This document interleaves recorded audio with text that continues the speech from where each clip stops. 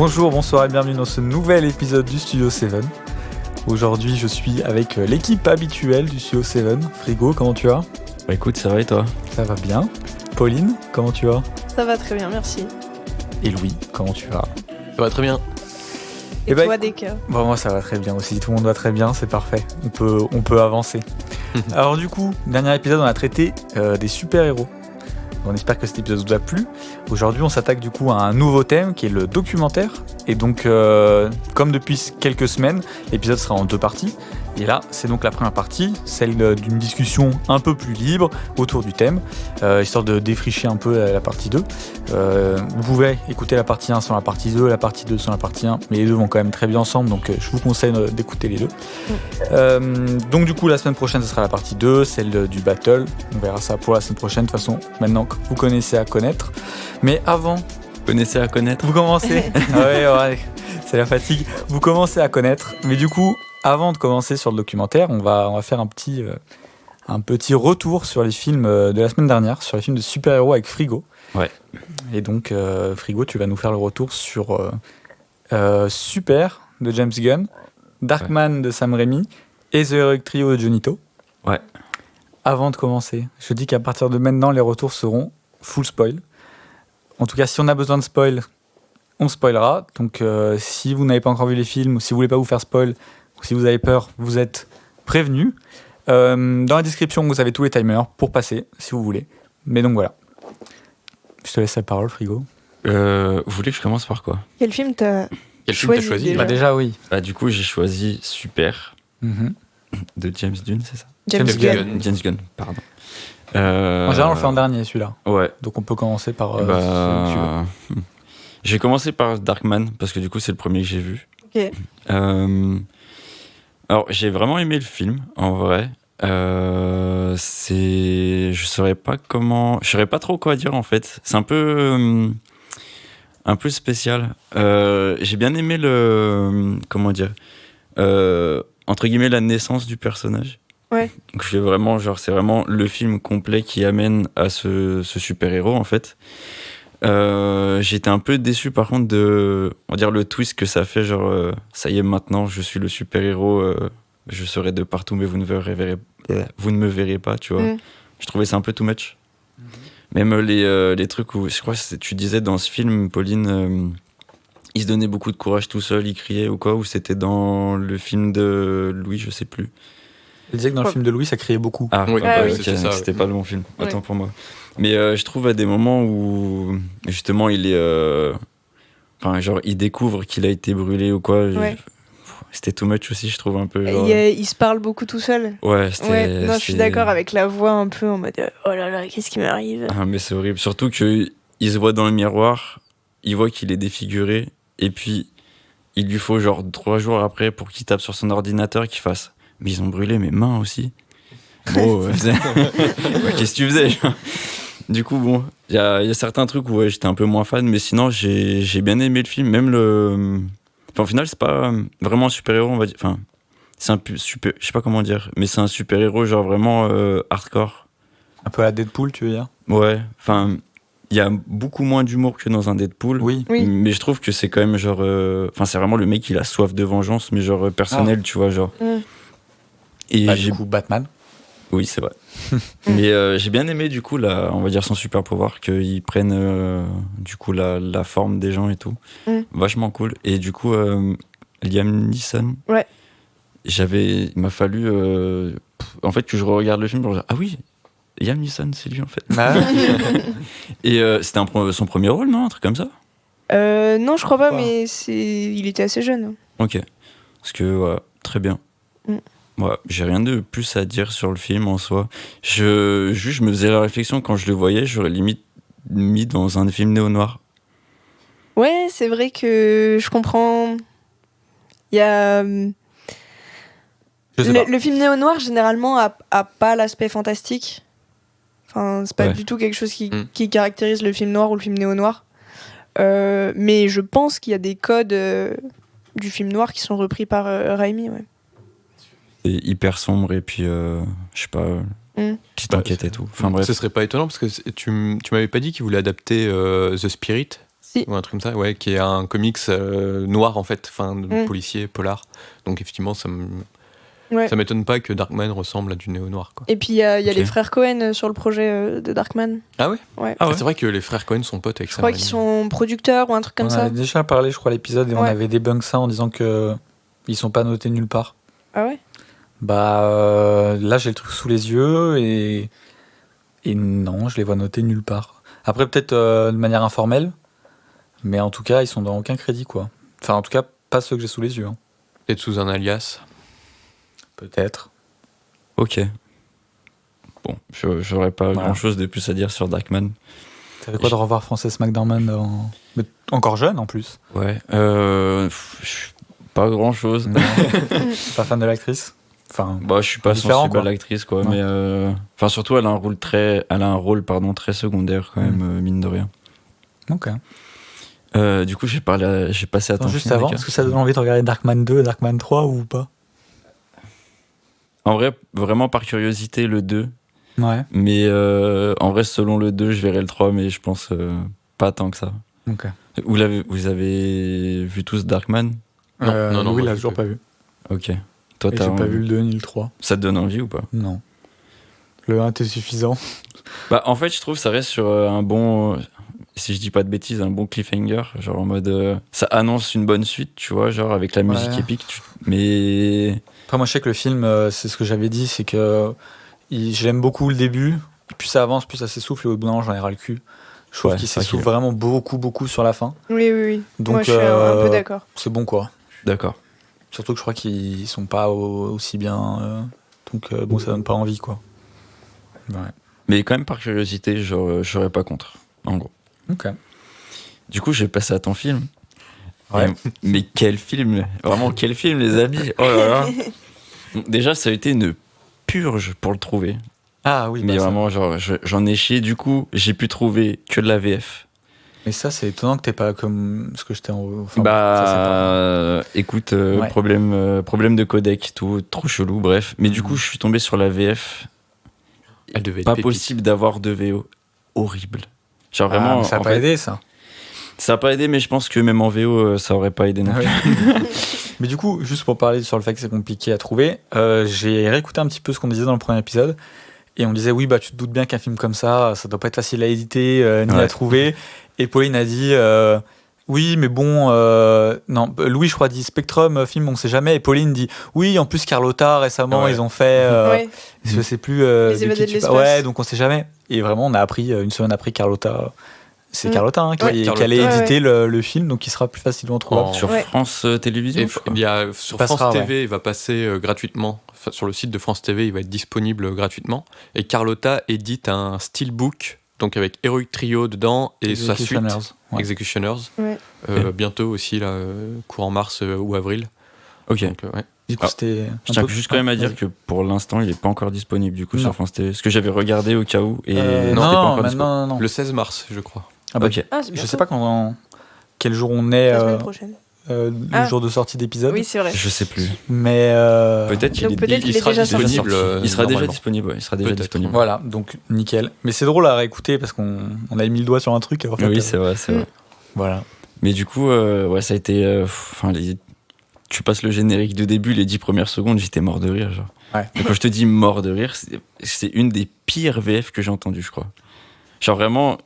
Ça a pas aidé, quoi. Genre vraiment, je suis arrivé au début, j'ai entendu le premier mec qui parle, j'ai dit non, c'est une catastrophe. Genre. Ils étaient en roue libre, les doubleurs, mais du début à la fin, genre c'est horrible.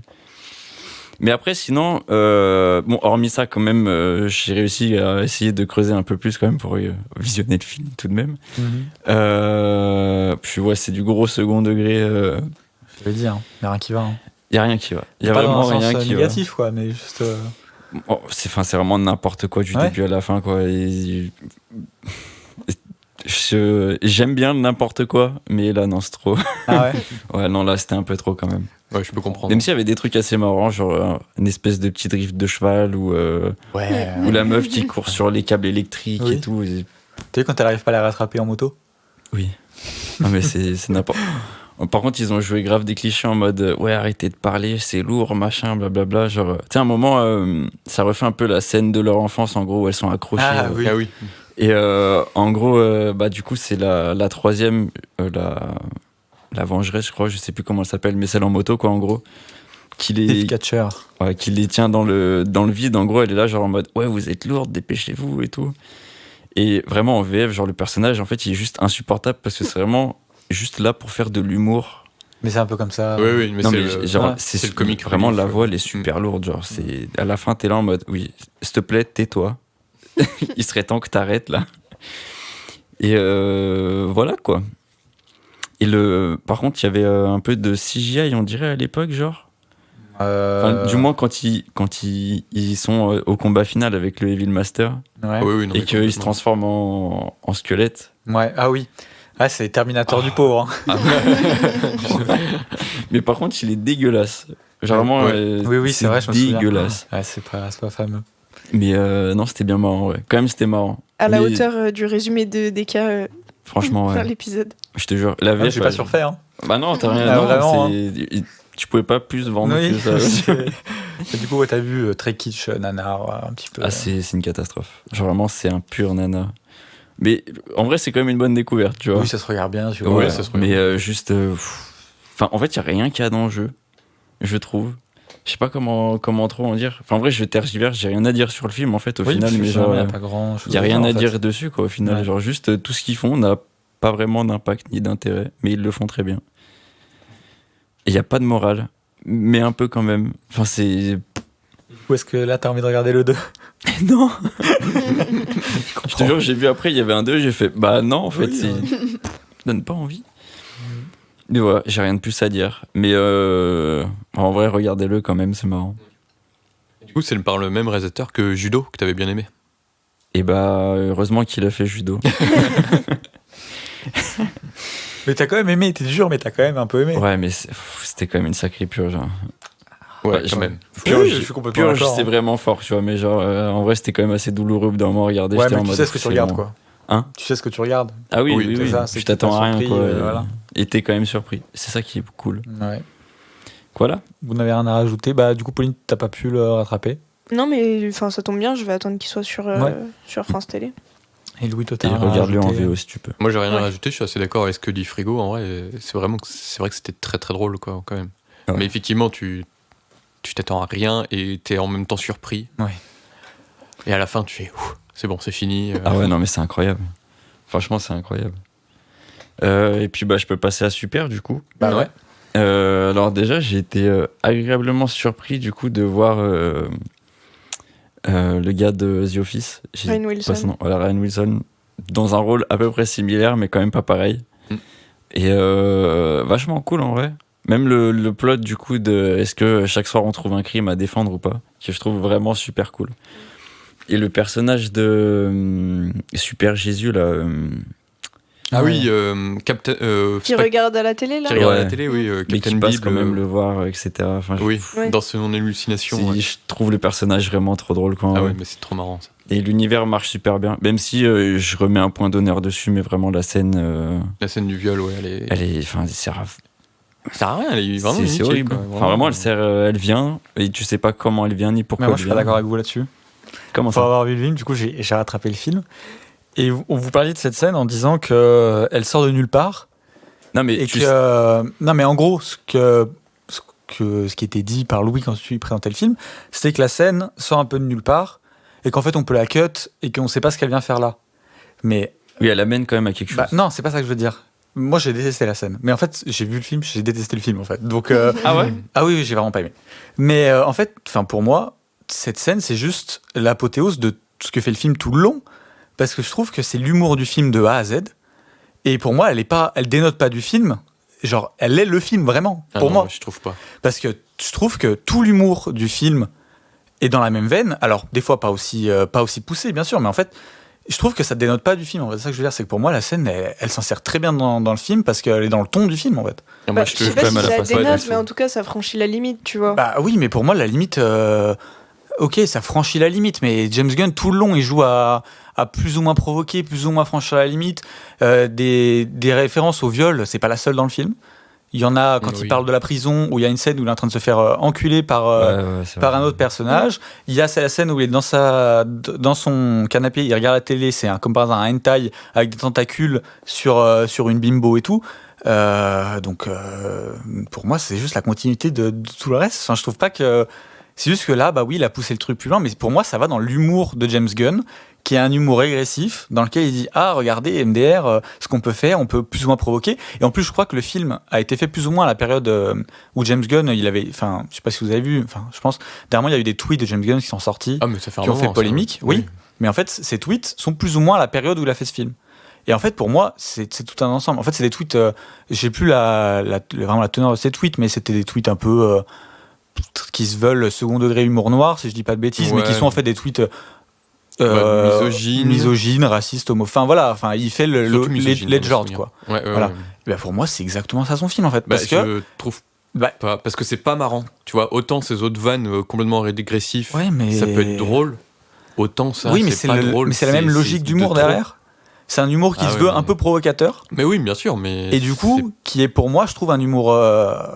mais pas que régressif, régressif et provocateur. Et du coup, c'est... regardez, le viol et tout, là, comme ça, fait comme ça peut être drôle. Regardez, il se fait enculer quand il va en prison, comme c'est un homme, il se fait enculer par un autre homme, c'est rigolo aussi.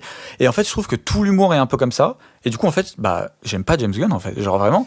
J'ai vu son dernier Suicide Squad, qui est pour le coup pas si horrible, mais... j'ai pas non plus trop accroché parce que je trouve vraiment James Gunn, on dirait un collégien de 14 ans qui fait des blagues de cul et qui est lourd en fait. Enfin, personnellement, moi c'est ça quand je vois James Gunn. Et du coup, super. J'ai été vraiment déçu parce que pour le coup, j'y suis pas du tout allé avec un a priori. Je m'attendais plutôt à kiffer et tout. Et en fait, très vite dans le film, j'étais en mode, mais son humour me fait pas rire. Ce qu'il montre me fait pas rire. On est sur vraiment. Moi, j'ai pas du tout aimé. Voilà. Enfin, c'était pour faire mon retour aussi dans les retours, parce que voilà, mais c'est vrai que du coup, j'ai été bien déçu. J'ai mis 1,5, je crois, au film. Ça a été, mais voilà, mais du coup, c'est intéressant aussi d'avoir l'avis contradictoire. Mais voilà, c'est pour ça que je dis que pour moi, cette scène, elle n'est pas hors du film. Elle est dans la logique de tout. Après, oui, si on l'enlève, le reste est plus acceptable parce que le reste franchit pas la limite, on va dire. Ouais. Mais en fait, c'est logique. Il n'y a rien de choquant quand la scène arrive, quoi. Je trouve, personnellement. Moi, je trouve quand même elle arrive d'une manière... vraiment, je trouve que ça n'a pas sa place. Après, je te rejoins. Mais bien sûr que ça n'a pas sa place. Mais vraiment, la scène est... En fait, juste pour... Disons qu'elle mène quand même à quelque chose narrativement. Mais même pas. Si, au final, parce que sinon, s'il ne serait pas allé aux toilettes, en gros, pour aller sauver son ex, en gros. Ouais, mais... Genre, vraiment, ça mène juste à ça. Mais sinon, je vois vraiment pas l'intérêt de cette scène, tu vois. Ouais. Ouais, mais parce qu'en fait, comme beaucoup d'autres scènes du film, elle se veut juste humoristique, en fait. Toutes les scènes du film n'ont pas ça rentre dans la narration aussi, tu vois. Genre, moi, il y a une scène que je trouve hilarante, c'est la scène où il voit Dieu, et tu sais, avec tout plein de tentacules et tout, et tu lui trifouilles le cerveau, là. Ouais. D'ailleurs, c'est Rob Zombie, Dieu, et j'adore, c'est trop marrant. Ça, c'est drôle, et en plus, ça rentre, c'est complètement l'humour un peu provocateur de Gunn. Comme par hasard, c'est les tentacules. Oui, mais ça rentre dans la narration, tu vois. Là, c'est... Ouais. Alors que la scène du viol, vraiment, ça rentre pas dans la narration. Cut là, hop, tu dégages. Ouais, mais... Moi, je sais pas, je suis pas 100% d'accord. Parce que dans ces cas-là, si tu... Enfin, je sais pas comment dire, mais de dire juste on la cut et tout... je suis pas d'accord. Genre, elle fait partie du film. Et pour moi, elle s'y incorpore bien. Faudrait cutter le film, quoi. Pour des cas, je pense. Moi, j'ai pas aimé le film, mais juste... bien sûr, je trouve que dire oui, le film est cool, juste à cette scène, en fait, c'est pour moi, le film a plus... Si on veut vraiment parler des problèmes du film, il y en a beaucoup plus que juste cette scène. Et dire oui, le film, il est tout bien sauf cette scène, c'est un peu... je trouve fermer les yeux sur les autres trucs qui sont aussi un peu gênants du film, mais comme ça franchit pas la limite, du coup, on est en mode bon, ça va, quoi. Parce que du coup, si on veut cut cette scène, la scène où on le voit se faire sodomiser par un mec dans la prison, en quoi celle-là, il faudrait pas la cut aussi, tu vois, en soi. Parce que c'est un viol aussi. Je vois même plus cette scène. Après, je trouve que c'est pas tourné pareil. Il commence à devenir un peu... Non, mais parce que, justement, la scène de la prison, c'est genre montré comme un viol. Je suis d'accord que en rigoler, c'est pas forcément... Voilà. Alors que là, il y a un peu plus ce truc de en mode... là, c'est la fille qui... Enfin, tu sais, tu sens ce truc de... C'est la fille qui va chauffer le mec, du coup... Mais ça, ouais. Enfin, ça se passe dans le sens inverse, machin. Mais ça, je suis d'accord. Mais du coup, moi, ça va avec tout. Pour moi, son traitement de ses personnages et tout, qui moi me plaît pas. J'aime pas ce qu'il fait avec ses personnages. Je trouve que le personnage de Phoebe ou un truc comme ça, je sais plus. Oui. Mais le personnage d'Elliot Page. Ouais. Et invivable. Enfin, franchement, le personnage est, je trouve, insupportable. Et l'autre meuf, l'autre personnage féminin du truc, c'est sa femme qui est juste là pour être sauvée par lui en quelque sorte. Enfin, je trouve que non, c'est pas intéressant. Ouais, mais au final, moi, ça au final, pas vraiment en fait. Ah si. En vrai, pas vraiment en fait, parce que justement la fin, c'est. En gros, il y a quand même un truc, tu vois, que j'ai bien aimé, genre dans à peu près tous vos films, du coup, sauf le tien, c'est que Anto, parce que du coup, en gros, genre, il y a quand même un truc en mode. Ouais, mais au final, genre, je tabasse des gens, est-ce que je suis vraiment un super-héros, tu vois. Et j'ai quand même trouvé que. Je trouve que dans ce film, c'est un peu plus poussé que dans The Darkman. Ouais. Où, genre, vraiment, c'est des trucs en mode, je viens de tuer plein de narcotrafiquants, etc. Genre, est-ce qu'au final, je suis mieux qu'eux, tu vois. Et est-ce que ça fait vraiment de moi un super-héros. Et tu vois, j'ai trouvé ce truc-là quand même vachement cool. Oui, après, je dis pas, je suis d'accord avec toi, il y a quand même pas mal de trucs qui sont un peu. Qui sont très craignos, tu vois. Même en vrai, c'est vraiment pas un film pour toute la famille. Genre, il y a du sang de partout, il éclate des gens à la clé anglaise et tout. Il va taper des drogués parce que c'est des drogués, etc. Ok, je suis d'accord, il y a vraiment beaucoup de trucs limites. Mais en gros, par rapport à tous les autres films, en gros, je trouve qu'il y a quand même des trucs qui sont vachement plus cool, tu vois, que.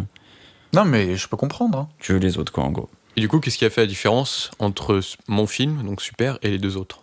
Et je pense que ça a plutôt été comment a été traitée la fin, en gros. Ouais. Que vraiment, justement, c'est en mode ouais, vous pensez que je suis un super-héros alors que non, et au final, genre. Bon, même si je suis d'accord que ça reste très cliché, mais genre, du coup, c'est. Même si j'ai dit que l'inverse, mais genre, sa femme, elle a été sauvée, du coup, genre, elle a pu faire de grandes choses, tu vois. Et je trouve que c'est quand même vachement mieux que plutôt, genre, juste rester sur lui et qu'au final, il a tabassé plein de gens et que, c'est lui le héros, tu vois. Je trouve ça quand même vachement cool. J'aime beaucoup la fin aussi de Super, qui rattrape énormément de choses, justement, je trouve, du film. Pas tout non plus. Pas tout, mais je la trouve touchante, en fait. Je suis d'accord. Puis au final, il reste tout seul comme un con, tu vois, genre. Ouais, en plus, il est même pas glorifié à la fin. Et c'est vraiment assez chouette. Mais je pense que c'est plutôt ça qui fait le turnover, tu vois. Parce que en vrai, The Darkman, il y a quand même pas mal de trucs où il s'essouffle beaucoup et puis bon, tu vois très bien où il veut en venir et où ça va aller, mais c'est long. Puis enfin, Heroic Trio, enfin, il est pas sauvable, gros. Enfin, je suis désolé. Genre, non, mais du coup, voilà. Non, mais voilà, mais je pense rien avoir de plus à dire par contre. Ok, du coup, j'avoue que j'ai plus parlé, mais. Ouais, mais c'est pas grave, en vrai. Je pense que ton retour est beaucoup plus pertinent que le mien pour le coup. Non, c'est juste que du coup, comme je suis en désaccord avec. Oui, mais avec même. Louis, ça apporte un truc, quoi, mais. Même je suis d'accord. Enfin, là, je pense que j'aurais pas eu grand chose à dire, quoi, on va dire. Ok. Voilà. Est-ce que tu voulais ajouter un truc, Louis, par rapport à tout ce qui a été dit ? Non. Je suis assez content aussi de ton avis parce que c'est intéressant. Donc... Et tu vois, on pourra prolonger la discussion en off. Oui, en off. Si tu veux. Mais voilà. Écoutez, est-ce que tout a été fait ? Récapitulatif des points, ça fait quoi ? C'est ce que j'allais dire, ouais. Louis qui revient à 3 points. Donc 2 victoires d'affilée. Donc ça fait 4 pour moi, 2 pour Louis. 3 pour Louis, 2 pour Pauline. Et oui, je repasse dernière. Disons les termes. Mais bon, ça évolue vite. Hein. Ouais. C'est vrai. J'avais une longueur d'avance de 2 sur vous deux il n'y a pas longtemps. On n'avait pas dit qu'on est à peu près à mi... Alors si, on est pile à mi-saison. On a présenté 9 On a présenté 9 films jusqu'à présent. Il en reste encore 9. Donc il me reste la moitié de la saison pour me rattraper, ça va. Ouais, en vrai, ça va. 9 points, t'es pas hors compétition. Bah ouais. Donc voilà. Et écoutez, moi ce que je vous propose maintenant, c'est de passer au thème qu'on a choisi pour cet épisode, qui est le documentaire. Donc, comme j'ai dit, on va faire une petite discussion un peu libre, informelle, quoi. Et donc, voilà, qui veut commencer, qui a des choses à dire J'ai déjà une question. En fait. Ah vas-y. Est-ce que j'ai eu un exercice en cours il n'y a pas très très longtemps, en gros, où du coup on avait à faire du documentaire fictif. Ce qui fait que j'ai quand même une vision du documentaire qui est vraiment très carré, genre, enfin pour moi un documentaire c'est genre les petits lions dans la savane et voir comment ils arrivent à manger et pourquoi ils meurent, tu vois. Ouais. Avec la voix off et des plans un peu contemplatifs, etc. Ce qui fait que en fait on est parti sur un truc du coup avec le groupe que j'étais qui était genre vraiment totalement différent en fait de ce que moi j'aurais pu penser être un documentaire, tu vois. Du coup genre la question que j'ai c'est est-ce qu'il existe du coup, enfin jusqu'à où tu peux dire qu'un film est un documentaire? Et déjà, t'entends quoi par documentaire fictif? En fait, justement, le truc était là. C'était que, en gros, un documentaire fictif, en fait, c'était super large. Ce qui fait que t'aurais juste, comment dire, pu faire un truc totalement cliché, mais donner, genre, des données fictives. Du coup, bah, ça aurait été fictif dans un sens. Mais ou sinon, c'était forme... d'avoir un truc de fiction, mais qui est. Sous une forme documentaire. Voilà. Enfin, ce qui fait qu'en fait, j'ai pas plus compris. Du coup, je vous le demande, éclaircissez-moi. En gros, genre, c'est quoi les limites ou pas d'un documentaire, en gros? Avant. Tu as dit que vous êtes parti sur autre chose, vous êtes parti sur quoi? Je trouve ça m'intéresse. Comment ça? Tu as dit que vous êtes parti sur complètement autre chose. Qu'est-ce que tu aurais imaginé? Ouais, parce que en fait, bon, après c'était un peu. J'aime beaucoup mettre de l'humour en gros dans ce que je fais en général. Et en fait, je me suis dit un truc de documentaire, et je pense que c'est des documentaires que je kiffe trop, c'est les formats striptease. C'est genre Docteur Lulu et tout, tu vois. Ouais. Je voulais faire un truc vraiment totalement débile comme ça. Ouais. Bon, au final, non, malheureusement, mon idée n'a pas été retenue. Ce qui fait qu'on est passé sur un truc, ok, on va dire, genre un peu cloisonné, tu vois, où c'est genre. Le thème, c'était les réseaux asociaux, en gros, donc genre les dérives des réseaux sociaux, on va dire. Et du coup, il y avait une part de fictif. Bref, je vais pas te décrire le truc, le mieux serait de voir, quoi. Okay. Mais du coup, en gros, le truc de documentaire qu'on avait, en gros, c'était juste une voix off qui nous donnait des vrais chiffres. Ok. Et je comprends pas en fait où il est, même à l'heure actuelle, j'arrive pas à savoir où est le documentaire dans ce que j'ai fait, tu vois. Okay. Oui, c'est intéressant. Bah après, c'est. Enfin, il y a un peu la limite floue avec ce qu'on appelle le documentaire. Ouais. Où t'as une forme documentaire, mais. Sur un film de fiction, en fait. Sur un film de fiction, ouais, où c'est écrit, où pour le coup c'est inventé, mais juste on donne la forme d'un documentaire, à la manière de The Office, la série. Ouais.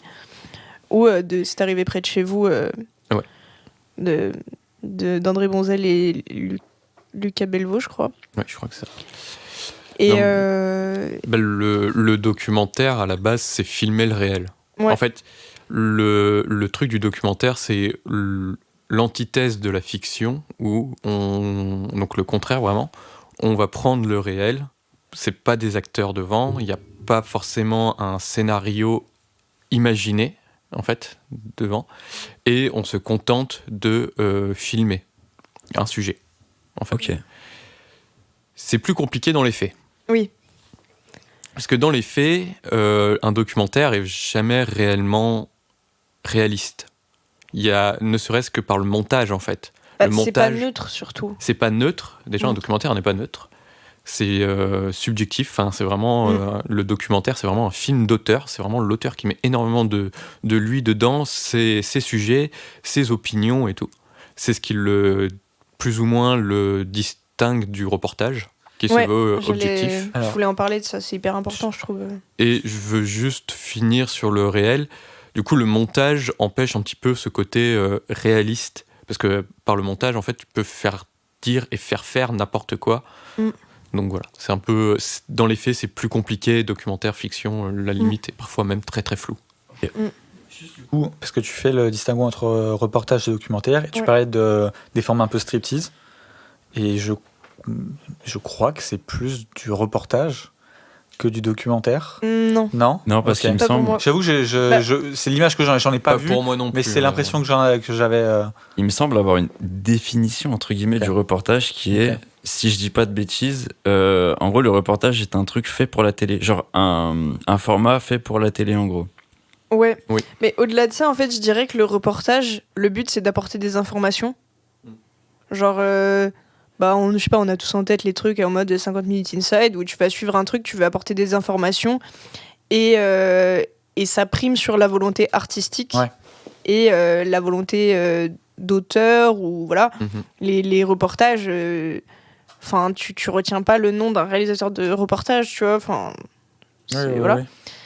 Alors qu'un documentaire, il y a une volonté de montrer quelque chose, plus que de donner des infos, et de le montrer d'une certaine manière. Et du coup, Striptease, il y a quand même un style, tu vois, qui fait que ça se rapproche plutôt du documentaire, dans le sens où tu peux définir le style de réalisation de Striptease, de ce qui est montré, etc.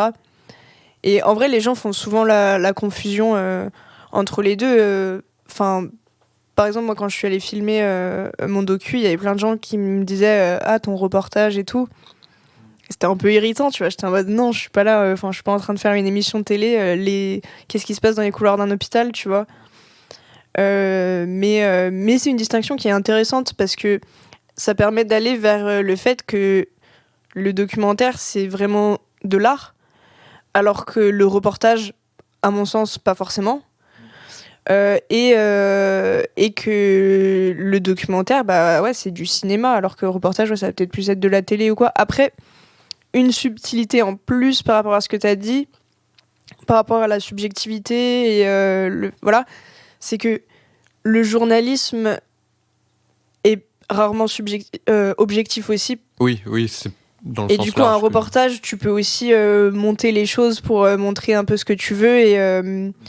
Et d'ailleurs, les journalistes, c'est très fréquent qui montent à leur sauce les images pour répondre à la ligne édito du média. C'est plus pour suivre une ligne édito, alors que le documentaire, c'est plus pour suivre la volonté artistique de son auteur. Donc, et pour moi, c'est vraiment ça la clé entre les deux, c'est la volonté artistique du truc. Et en fait, c'est vrai que moi, jusqu'à il n'y a pas si longtemps que ça, j'avais une vision du documentaire où, un peu ce que tu disais, tu vois, les trucs animaliers ou les trucs comme ça, et où vraiment ça prend un sujet et t'apprends des choses dessus, et voilà. Et en fait, quand tu vois des docus de Herzog, ou même récemment, je trouve celui qui a fait beaucoup de bien au documentaire en France, c'est Sébastien Lifshitz, qui a sorti coup sur coup Petite fille et adolescente. J'ai pas vu Petite fille, donc je sais pas exactement, mais en tout cas, adolescente, genre la forme est ultra travaillée. C'est hyper bien fait, et d'ailleurs, il a eu des Césars techniques, etc. Et du coup, ça fait reprendre conscience que le documentaire, ça fait partie de l'art qu'est le cinéma, et c'est pas juste tu prends une caméra et tu vas filmer des trucs pour les montrer, quoi. C'est réfléchi en amont. D'ailleurs, t'as parlé un peu d'écriture. Oui. Effectivement, c'est pas toujours le cas, parce que parfois c'est pas possible, mais il y a des documentaires qui sont très écrits. Donc c'est vraiment, et c'est là aussi que ça brouille effectivement le rapport documentaire fiction. Et d'ailleurs, il y a des films où au final on sait pas trop. Je pense au Miroir de Panahi, où genre à un moment il y a une rupture dans le truc, et t'as un peu le brisage du quatrième mur, et en fait on sait plus si c'est de la fiction ou du documentaire. Je crois que Close Up de Kiarostami, c'est un peu pareil. Du coup c'est un docu-fiction. Ouais, c'est un docu-fiction, mais tu vois, c'est un peu la catégorie bâtarde où tu vas foutre tout ce où tu sais pas trop, et en fait si t'as pas la réponse de l'auteur qui te dit clairement là je l'ai écrit, ça c'était vrai et tout, tu peux pas savoir. C'est aussi le tout premier documentaire de l'histoire du cinéma, qu'on considère comme le tout premier documentaire de l'histoire du cinéma, c'est Nanook l'Esquimau. Et en fait, il y a une limite justement à vouloir filmer absolument le réel dans le documentaire. Et ce film-là en a plein d'exemples.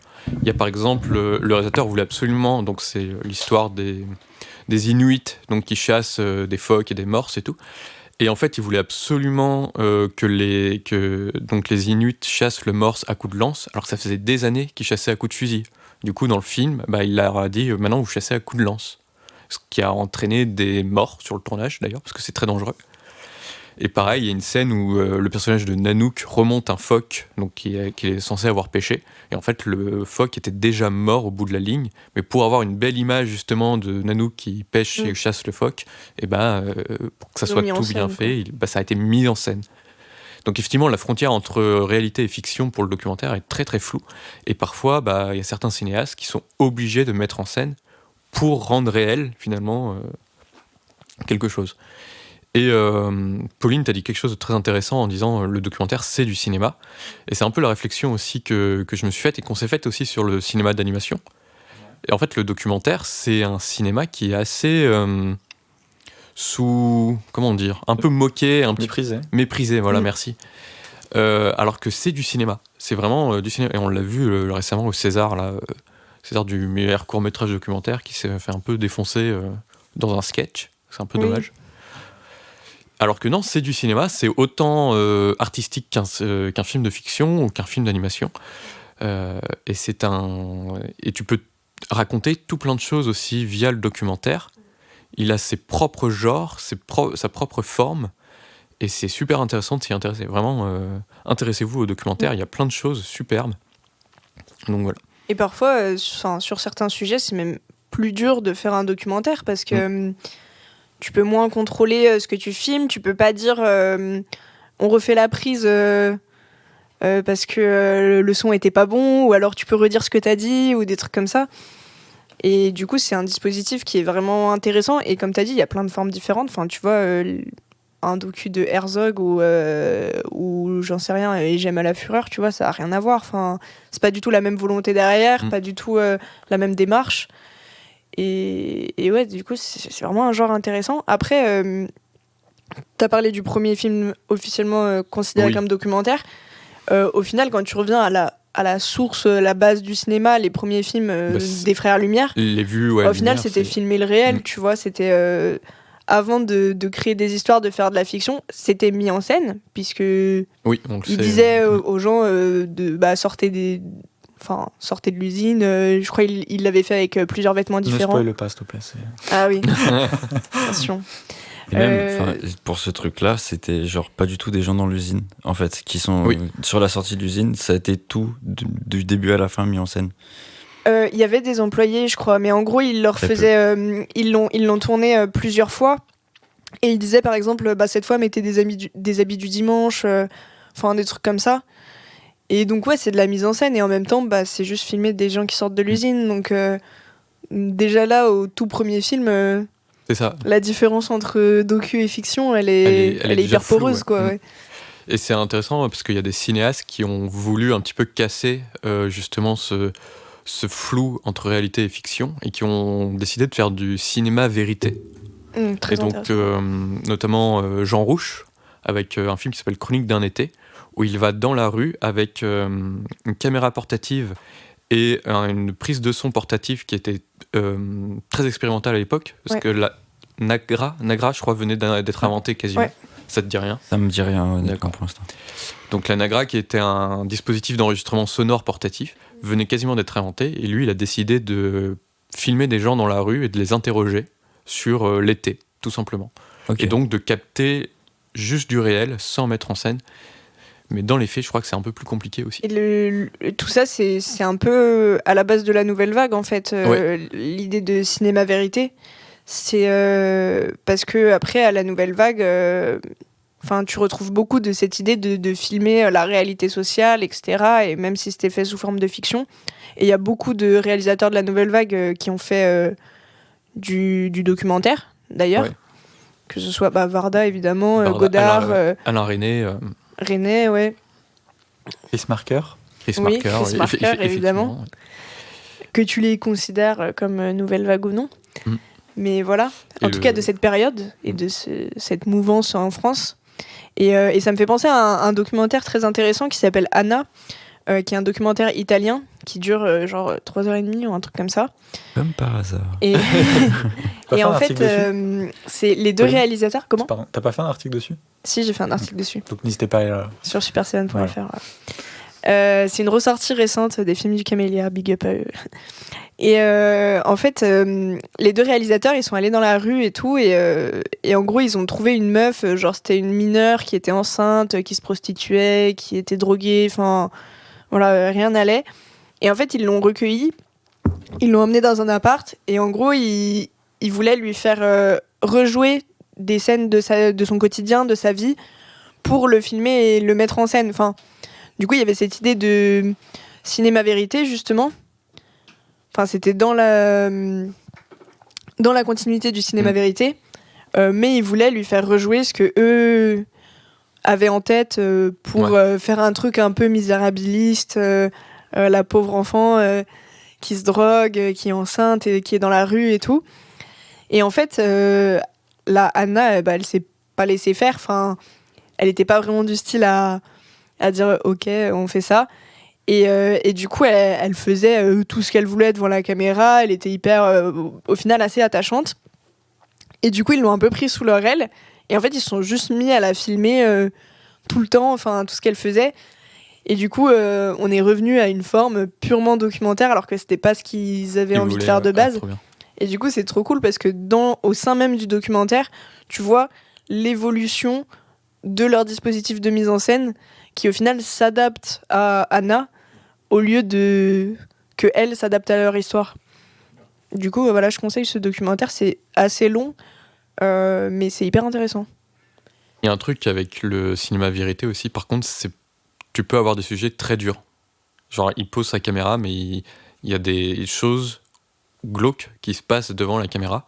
Et je pense à un autre film de Jean Rouch qui a pas mal fait de films de documentaires ethnographiques. Donc il est pas mal allé en Afrique et tout, dans des tribus et tout africaines, pour filmer des rituels, leur quotidien et tout. C'est super intéressant. Et il a fait un film qui s'appelle Les Maîtres Fous, je crois. Et dedans, t'as une sorte de rituel vaudou. Enfin, je sais pas si c'est du vaudou ou chamanisme ou quoi. Et il a juste posé sa caméra et waouh, c'est lourd. Tu vois vraiment le mec égorger la poule, vraiment tout le temps, et tu le vois en transe. Et en fait, c'est très étrange, ça te prend un peu aux tripes. Et t'es un petit peu mal à l'aise, tu vois.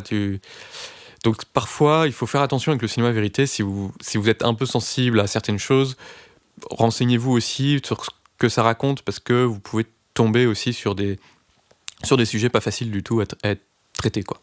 Ça me fait penser à un film d'un réalisateur qui s'appelle Stan Brakhage. Je sais pas si tu connais. C'est un mec qui fait beaucoup de docus expérimentaux. Et il a fait un film qui s'appelle The Act of Seeing with One's Own Eyes. Et en fait, il filme des autopsies.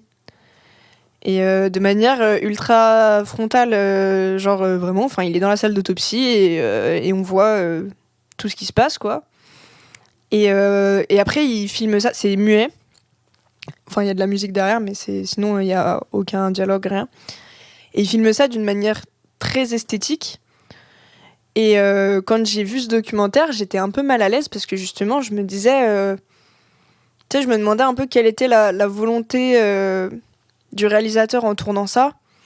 Et en même temps, je pense qu'il y avait ce côté de briser un peu le tabou de la mort, du rapport au corps, de, tu vois, vraiment voir en fait de quoi est fait un humain et que, enfin, tu vois, un peu au final, on n'est qu'un ensemble d'organes dans une peau, enfin bon, voilà.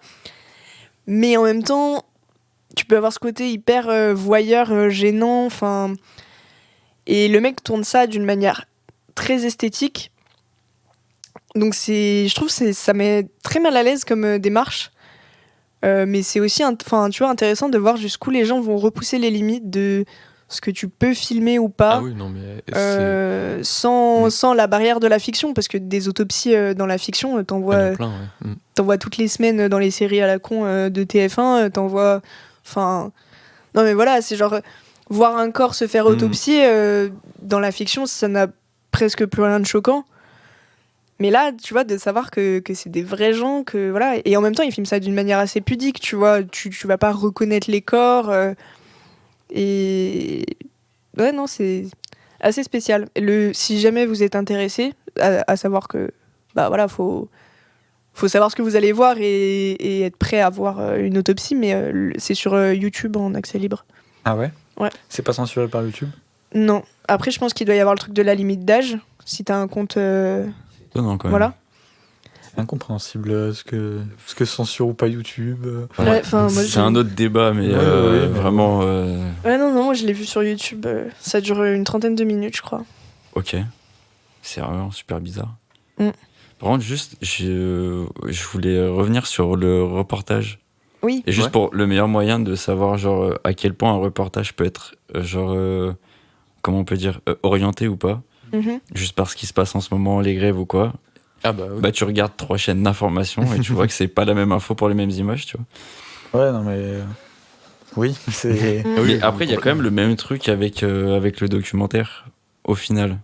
Parce qu'il y a eu beaucoup de documentaires faits sur les mêmes choses. Genre là, je prends un exemple, Whitney Houston a eu genre 3 ou 4 documentaires, je crois, maintenant. Ouais. Il y en a aucun qui raconte la même chose. Ah ouais. Après, Aucun. je trouve que dans le documentaire, il y a cette idée déjà de base que ça va être orienté en fonction de son réalisateur. Puisque, entre guillemets, il s'autorise... Enfin, c'est son film, tu vois, et il va choisir un angle. Et ce côté cinéma d'auteur permet de... Tu vois, quand tu vois un documentaire, tu t'attends pas à voir un truc objectif. Je trouve que dans le reportage, c'est plus insidieux. Ouais. Parce que ça se veut objectif. Tu vois, t'as une voix off qui va te dire tel jour, il s'est passé ça, ça, ça et tout. Et au final... ça va raconter des faits. Ouais, voilà, c'est ça. Alors qu'au final, ils peuvent bien raconter ce qu'ils veulent, monter les images comme ils veulent. Et le reportage a pas le même dispositif de mise en scène qu'un documentaire. En fait, par exemple, si on reprend ton exemple des 4 documentaires de Whitney Houston, il n'y a pas le même dispositif, sans doute, de mise en scène. Non, carrément pas. Il y a certains réalisateurs de documentaires qui vont utiliser des images d'archives, des films, d'autres qui vont peut-être justement jouer avec ce flou entre la réalité et la fiction, faire jouer Whitney Houston par une actrice et tout. Donc tu vois, le dispositif aussi qui permet de différencier le reportage du documentaire, c'est ça, c'est la mise en scène. Alors que le reportage, c'est tout le temps la même chose. Pas formaté. C'est très formaté, voilà, ouais. Merci. C'est formaté en fait pour la télé, quoi. Ouais, c'est ça. Oui.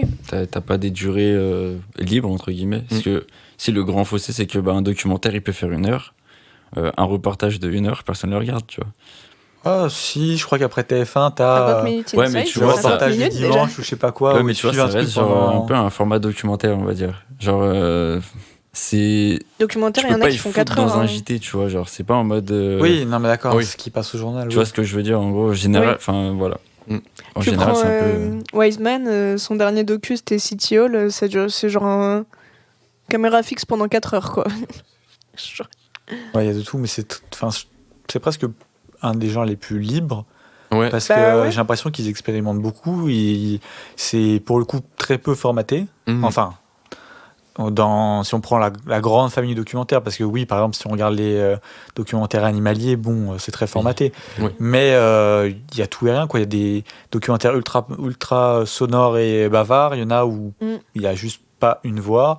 Il y en a où ça va être que du cut, d'autres, enfin, il y a vraiment tout et rien, quoi. D'autres qui vont se servir que d'images d'archives, d'autres pas du tout. Tu vois, ça me fait penser à Bowie, par exemple. Ouais, par exemple.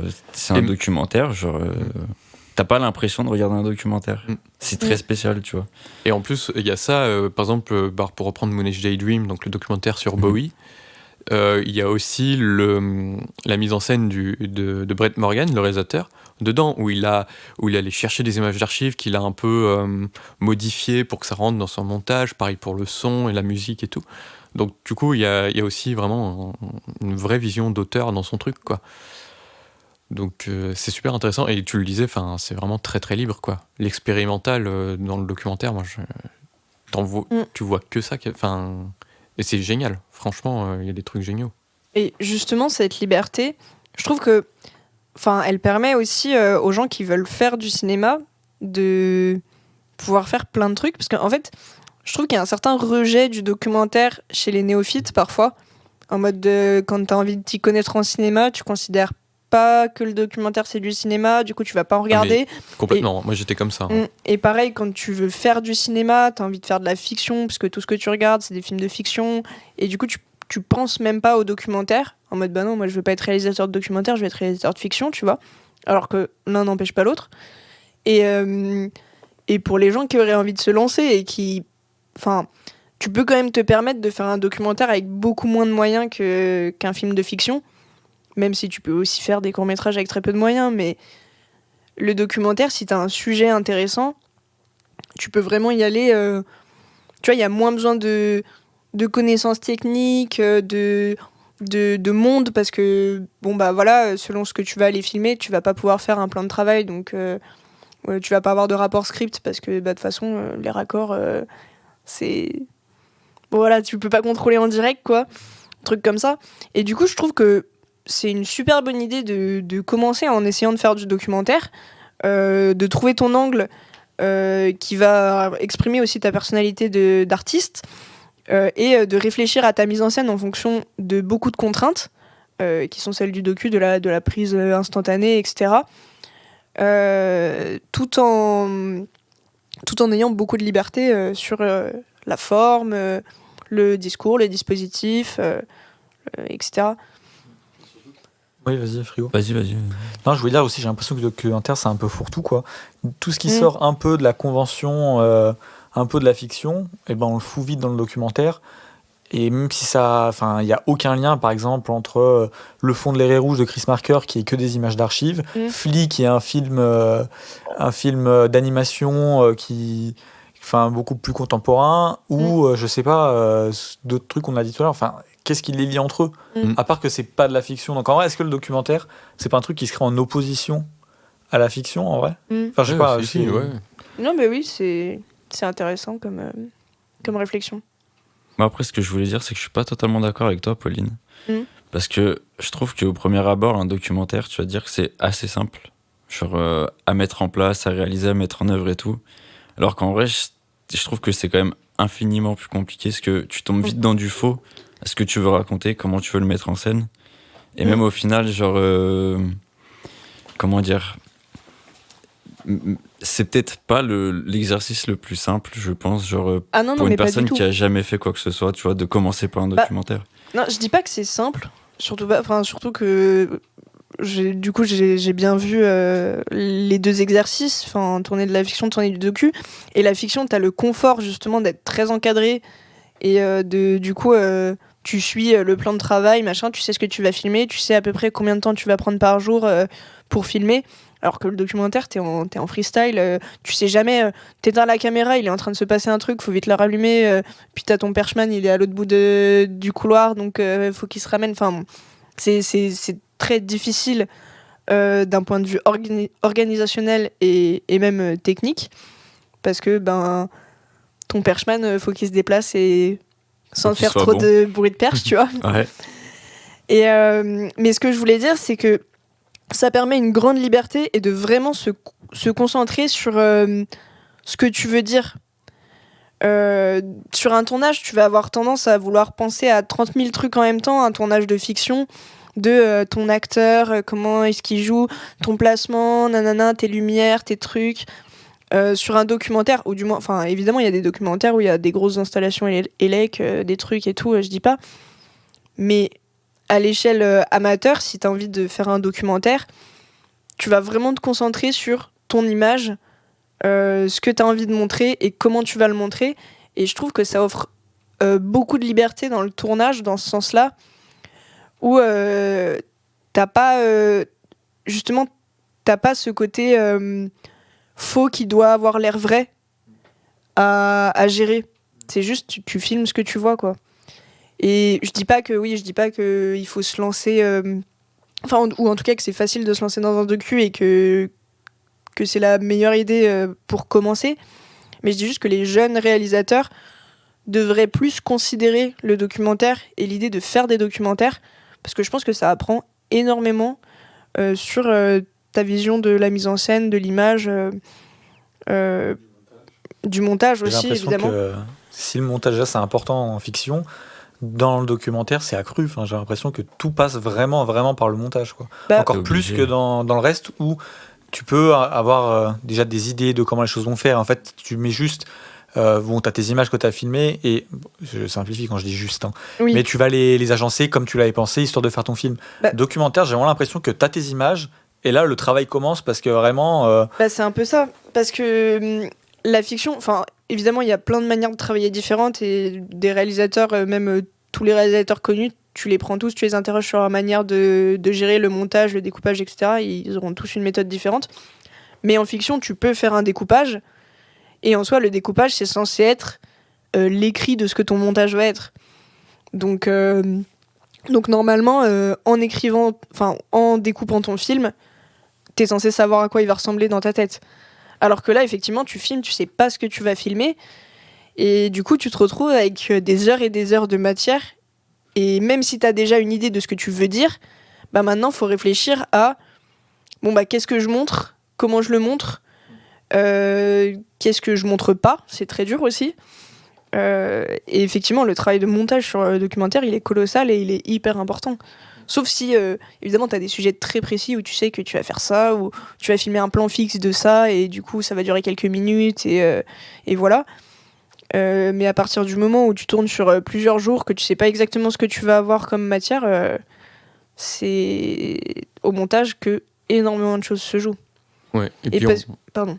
On parlait de l'expérimental dans le documentaire, c'est au montage essentiellement que ça se fait quand même. Ouais, c'est vrai. Et là, je rejoins Pauline, tu vois, parce que je vais encore parler de mes cours. Mais du coup, vu qu'on est Bref, on fait les sujets de fin d'études, etc., tu vois, on est à peu près tous sur des documentaires. Et déjà qu'en fiction, il y a énormément de déchets. Genre, il y a beaucoup de choses que tu filmes qui ne servent à rien. Le documentaire, tu vas avoir des journées entières à jeter. Parce que c'était inutile ou parce que ça rentre pas dans ton propos ou quoi. Et là, tu vois, genre, par exemple... t'as beau faire des découpages techniques, réfléchir à ce que tu vas mettre, comment tu l'amènes, etc. Genre, au final, même quand tu te retrouves devant tes trucs, tu repenses à tout parce que, bah, au final, ce que t'avais imaginé, c'est pas ce que t'as réussi à filmer ou c'est pas ce que les gens ont pu dire ou quoi.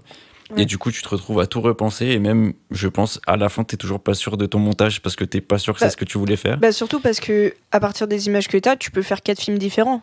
Oui. Enfin, en fonction des images que tu choisis, de dans quel ordre tu les agences, avec quoi tu les entrecoupes, quelle musique tu mets. Enfin, tu peux vraiment faire plein de films différents, dire plein de choses différentes, quoi.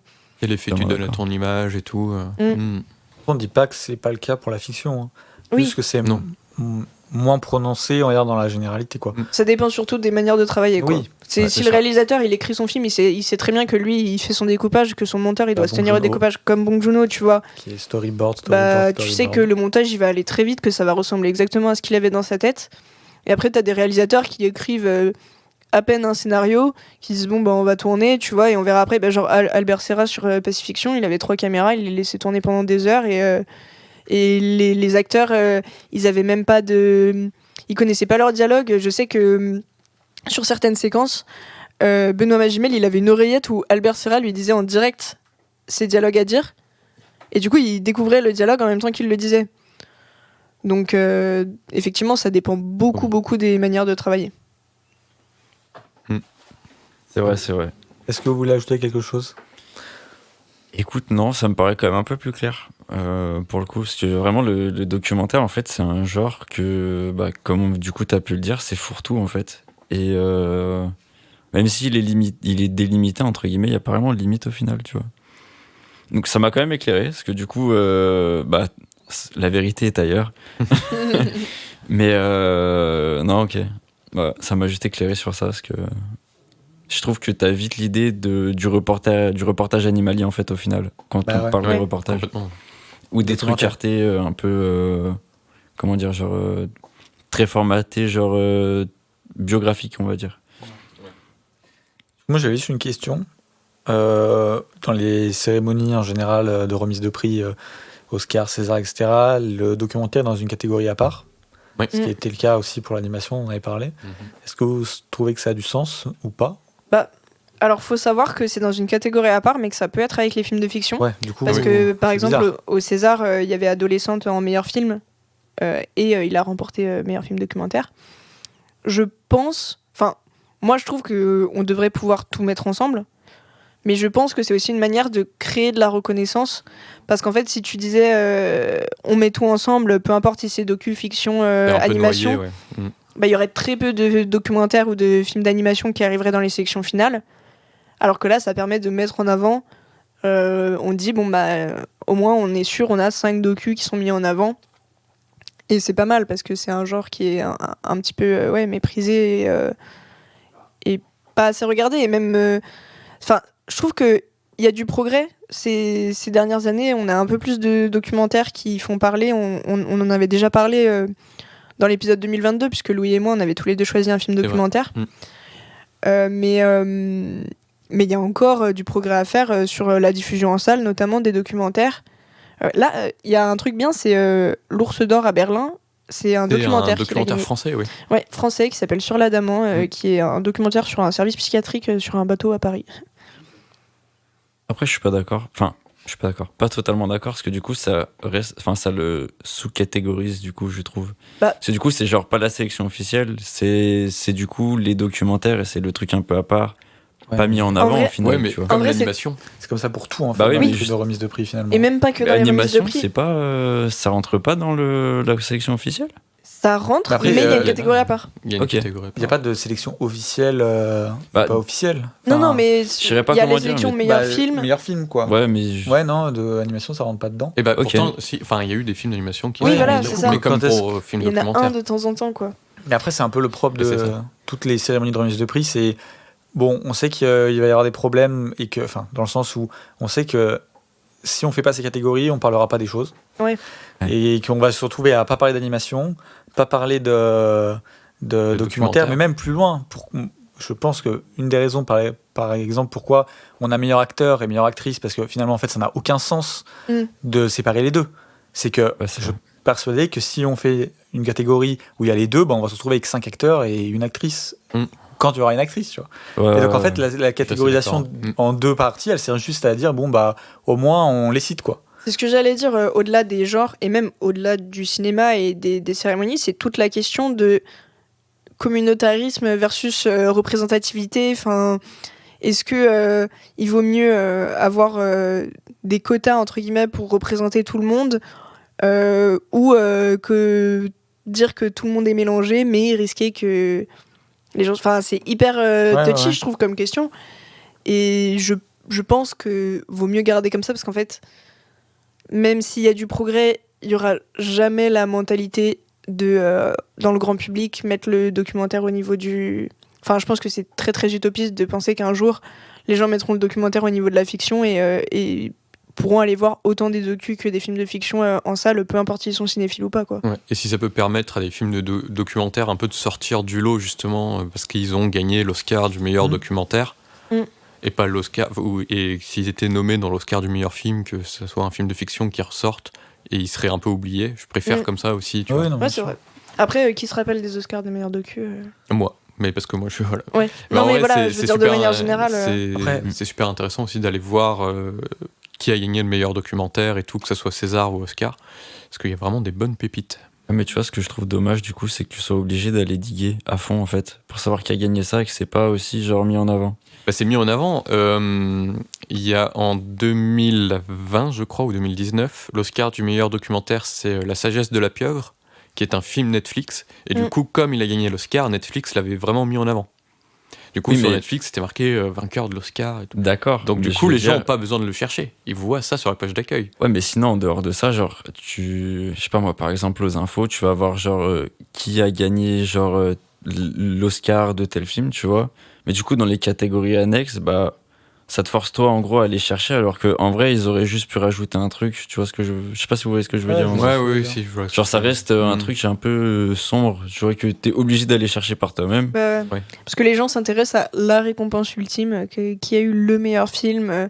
C'est un peu ça, ouais. Ouais, c'est vrai. Ce qui est bête, quoi, mais bon, mais c'est comme au final, au même titre que du coup tu vas pas savoir qui a eu l'Oscar du meilleur documentaire et tu vas pas savoir qui a eu meilleur costume, tu vois. Ouais, carrément. Donc, bon. Et est-ce que vous avez des choses à rajouter ? Non, écoute, honnêtement, non. C'est bon. Juste dire que le documentaire, c'est du cinéma. Comme avec animation. Ouais, je pense, ouais. Écoutez, moi je vous propose qu'on passe à notre troisième partie, si ça vous va. Ouais, très bien. Bon, alors la troisième partie, c'est des films dont on ne parlera pas dans la partie 2. Parce que voilà, je répète très rapidement pour ceux qui nous écoutent pour la première fois que dans la partie 2, on parle plus en profondeur de 3 films qui sont choisis par Pauline, Louis et moi, donc 3 films qu'on propose à Frigo, qui regarde et il nous dit celui qu'il a préféré. Et donc, à chaque fois, on doit choisir un film en lien avec le thème, et c'est toujours compliqué parce qu'il y a des films, malheureusement, qui ne passent pas la sélection. Et donc, c'est un peu le moment qu'on leur donne. Donc voilà, quels sont ces films dont on ne parlera pas ? Est-ce que tu veux poser ta question habituelle, Frigo ? C'est-à-dire ? Qui est ? Ah oui, est-ce que ça a été dur pour vous ? Oui, c'est celle-là. Non, je pense que ça a été pas très dur. Enfin, à part, entre guillemets, pour savoir ce qui pourrait me plaire, on va dire. Mais sinon, est-ce que ça a été dur de choisir un film documentaire au final ? Bah oui, en vrai. Bah ouais. Un peu, ouais. Ah ouais. Justement, Pas on moins en que le reste, revient à la question de trucs très vastes. Ouais, parce que c'est très vaste, ouais, c'est ça.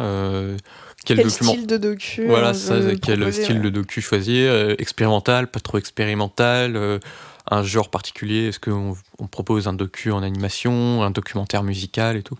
Donc ouais, c'était un peu plus compliqué, quoi. Ok. Tu veux commencer, Louis? Et allez, je vais commencer. Alors, moi j'avais à la base, ce que j'aime beaucoup dans le documentaire, c'est le documentaire musical. Parce que tu entends de la musique et tout le temps et tout. Mon documentaire préféré, c'est Woodstock, donc sur le festival de Woodstock, qui dure 3h30, donc tu peux aisément comprendre pourquoi je te l'ai pas proposé. Oui. J'avais dans l'idée de choisir à la base un documentaire qui a eu un Oscar, l'Oscar du meilleur documentaire, il n'y a pas très longtemps, il y a 1 ou 2 ans, qui s'appelle Summer of Soul, qui est sur plus ou moins le Woodstock de la musique noire afro-américaine, qui s'est passé à la même époque que Woodstock, en fait, en 68. Et je n'ai pas eu le temps de le regarder. Ah merde, dommage. Donc, Il dure combien de temps, t'as dit? il dure 1h50 lui, donc ça ok. va. Woodstock dure 3 heures, mais ok, d'accord, lui dure 1h50 et tout. Un peu la moitié, quoi. Du coup. Et j'ai pas eu le temps de le regarder alors que ça a l'air très cool. Enfin, moi j'aime beaucoup en plus la musique afro-américaine de cette époque et tout. C'est très très cool. Ça a l'air vraiment très très chouette. Mais j'ai pas eu le temps. Voilà, c'est tout. Et je me suis un peu dit, est-ce qu'il aime bien la soul un petit peu aussi? Ouais, je kiffe ça. Ah putain, j'aurais pu. Raté. C'est raté. Aïe, coup dur pour Louis. Donc le documentaire musical, j'y ai pensé. J'ai pensé à des documentaires plus expérimentaux, notamment à 2 courts-métrages de Jean-Gabriel Perriot. Un qui s'appelle 200 000 fantômes, qui est en fait une sorte de montage d'images de photographie sur le dôme de la paix, je crois que c'est comme ça que ça s'appelle. Donc un bâtiment à Hiroshima qui a survécu à la bombe nucléaire. Et en fait, c'est une succession de photos avant, pendant et après la bombe. Ouais. Et c'est super intéressant. Mais d'ailleurs, c'est un film qui pourrait revenir dans un autre thème de Studio 7. Mais j'avais un peu peur que tu me dises j'ai pas envie de regarder un diaporama comme si j'étais chez ma grand-mère le midi. Donc voilà. Et même chose, le deuxième court-métrage de Jean-Gabriel Perriot que j'aurais aimé proposer, c'est Les Barbares, qui est pareil, une succession d'images fixes, un petit peu comme si on était sur PowerPoint, un petit peu. On passe de personnalités politiques à des manifestants et à des gens dans la rue, en fait. Donc c'est très intéressant, beaucoup d'actualité. C'est un film qui s'appelle Les Barbares. Ces 2 films sont disponibles sur YouTube. Foncez les voir, vraiment, si vous êtes un peu intéressé et tout. Parce que c'est des documentaires expérimentaux très forts, muets, et qui sont pourtant... qui racontent énormément de choses en une dizaine de minutes. Donc c'est vraiment très très bien. Mais j'avais un peu peur que le côté, effectivement, diaporama joue contre moi, et que tu t'emmerdes, en fait, un petit peu. Ok. Dans l'expérimental, j'avais pensé à un documentaire qui s'appelle L'Enfant aveugle 2. Oui. Parce qu'il y a eu un enfant aveugle 1. Donc l'enfant aveugle 2 de Johan van der Keuken, qui est super intéressant aussi, mais que j'ai pas réussi à trouver et j'avais pas le temps de le regarder non plus. Qui raconte l'histoire de Herman Slobe, qui est un enfant malvoyant, aveugle, et qui en fait va reproduire tous les sons qu'il entend. Et c'est super intéressant parce que Van der Keuken en fait à la fois le sujet de son documentaire et le principal faiseur de documentaire, en fait. En fait, c'est comme si cet enfant réalisait le documentaire lui-même par les sons. Okay. Donc c'était super intéressant et je me dis que ça pourrait t'intéresser aussi parce que je sais que t'aimes bien un peu l'expérimentation du son aussi. Mais je sais pas trop où le trouver, donc c'était un peu plus compliqué. Okay. Et enfin, j'ai bientôt fini. J'avais pensé à un documentaire qui m'avait énormément marqué à l'époque. S'appelle The Act of Killing de Joshua Oppenheimer, qui est un documentaire danois-néerlandais, mais qui se passe aux Philippines, sur... en fait, il suit un ancien tueur qui a été engagé par le gouvernement à une époque qui a tué des communistes, en fait. Okay. En fait, dans les années 70, aux Philippines, il y avait un anticommunisme incroyable et le gouvernement avait engagé des tueurs pour aller tuer les communistes. Okay.